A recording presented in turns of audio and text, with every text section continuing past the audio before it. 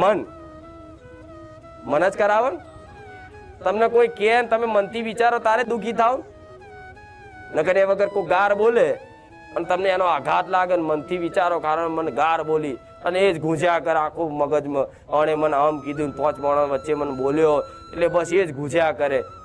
તો એ દુઃખી કોણ કરે છે? ગાર તો એ બોલીને એની એ સેકન્ડમાં જ પૂરી થઈ જાય, પણ દુઃખી કોણ કરે છે? મન ઘૂમ્યા જ કરે. બસ એને મને બોલ્યો, આણે મને બોલ્યો, 5 માણસ વચ્ચે આબરૂ લીધી, બરોબર. હવે તમારું મન જ તમારી માતામાં પરવેલું હોય, એ ગાર બોલે ને તો કે જા હેડ તારા જે ચેટલાય આવે, તમને અસર થાય.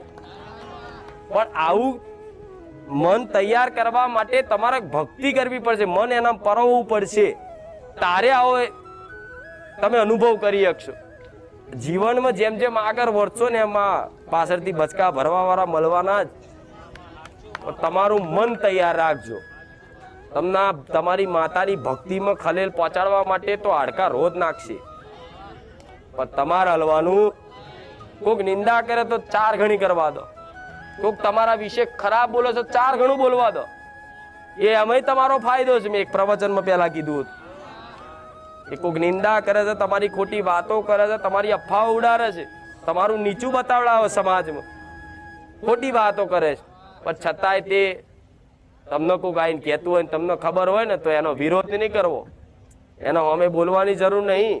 બસ તમે તમારી માતાના શરણમાં, તમારી માની ભક્તિમાં અને એને આગળ જ વધતા રહેજો.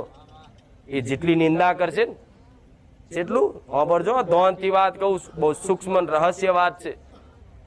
નિંદા માણસો કરતા હોય, તમારું ખોટું બોલતા હોય, ગમે તે તમે ભક્તિ કરો એટલે તૂટી જ પડે દુનિયા. હવે તમારી નિંદા ચાલુ કરે એટલે ભલે નિંદા કરો, બોલવા દેવાના. તમારા મનથી એવું વિચારવાનું કે આ મારા પાપ ધોવો છે,